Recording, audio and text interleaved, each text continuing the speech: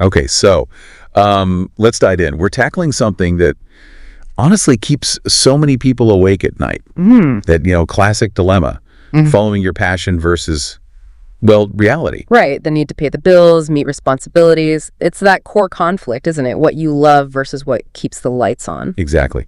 And the sources we're looking at today, I offer some really grounded takes on this, not just the usual advice. Yeah, they definitely challenge that simple follow your passion mantra that you hear everywhere. Which is why our mission here for this deep dive is really to pull out the key insights from these specific sources. Practical stuff. Yeah, the actionable strategies. How can you actually start to integrate passion and practicality? Because like you said, the sources are pretty clear that just blindly following passion. It often doesn't cut it, not when real life hits. One source puts it quite plainly, passion is great, but you can't deposit it at the bank. Ignoring stability doesn't make the passion pure, it just makes it, well, often impossible to sustain. Thinking ahead, planning, that's not the enemy of passion. It actually supports it, makes it last. Exactly. They're partners, really. Okay, so what do these sources actually suggest then? How do we navigate this? It's more than just plan better, right? Oh, yeah, much more nuanced. The first strategy they highlight is something called the slow burn. The slow burn, huh? Yeah. It's basically viewing your passion, initially anyway, as more of a side hustle. Right, something you do on the side of the main job. Precisely.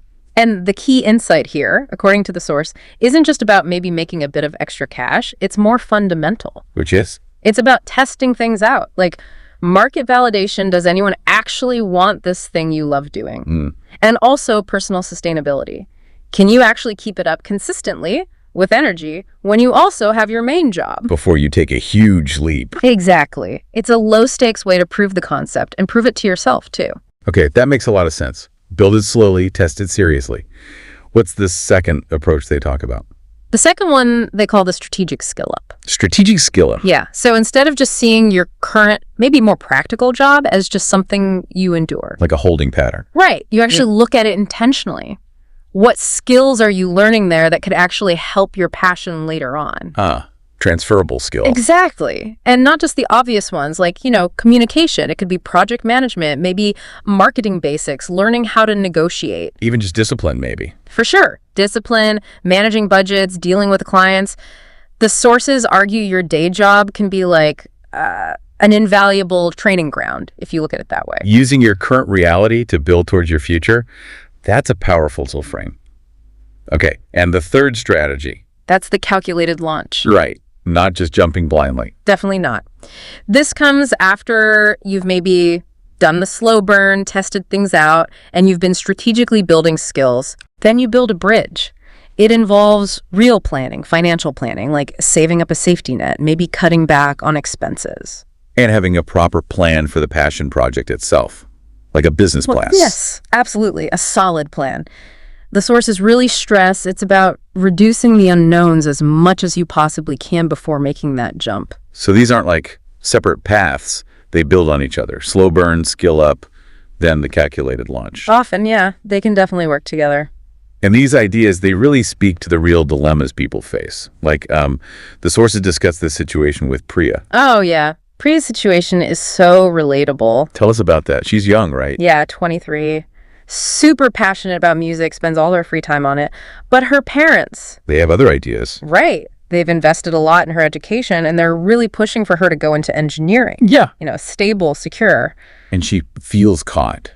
Yeah. Torn between betraying their hopes or betraying herself. It's intense. Incredibly common.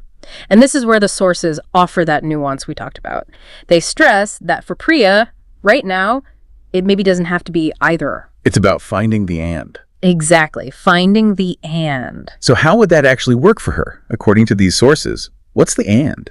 Well, they suggest she could strategically pursue the engineering degree. That gives her parents the security they value, and it takes the pressure off her music needing to pay all the bills immediately. Okay, so it buys her time and keeps the peace, maybe. Yes, but crucially, think about the strategic skill up, that engineering path. It could actually give her incredibly useful skills. Like what? How does engineering help music? Analytical thinking, problem solving, maybe even technical skills relevant to music production, software, or the business side of music. Things that could seriously boost her music career down the line. So the practical path isn't just separate, it can feed the passion path. Potentially, yes, if approached strategically. And the sources also mention the importance of communication with her parents here. Right, that seems key. How to talk about it. Openly, calmly. Acknowledge their perspective, their investment, but also explain her passion clearly. And maybe propose that and plan concretely. Like saying, okay, I'll commit to engineering for now, and I'm going to carve out, say, 10 hours a week, dedicated, structured time for my music. Let's revisit this in maybe 2 years and see where things stand. Showing a plan, not just a dream. Exactly. That practical approach often helps ease their fears, which usually just come from wanting her to be okay. That shift from either to and feels really central. So, wrapping up the core message from these sources, what's the big takeaway? I really like the metaphor one source used. Passion is like your compass. Okay. It tells you your direction. Right. It points towards what matters to you. But reality, that's the map. The map shows the terrain, the challenges. The viable routes, the cliffs to avoid. You absolutely need both the compass and the map. You can't navigate just with one. That's a great way to put it. You need direction. And you need a realistic plan to get there. And, another idea that resonated from the material is viewing your life less like a path you just follow and more like a symphony you're actively composing. Oh, I like that. Every choice, every skill learned, every side project, it adds notes, changes the melody. It's about intentionally integrating that music of your passion with the steady rhythm of your responsibilities. Deliberate composition, not just letting things happen. Exactly. So for you listening, maybe you're facing your own Priya dilemma or just feeling that pull between passion and practicality. Remember the insight from these sources. It's not always a stark choice. More often, it's about crafting that strategic, intentional and. So the thought to leave you with is this. Yeah. How can you start, maybe even today, composing your life? How can you begin to integrate the music of your passion with the rhythm of responsibility?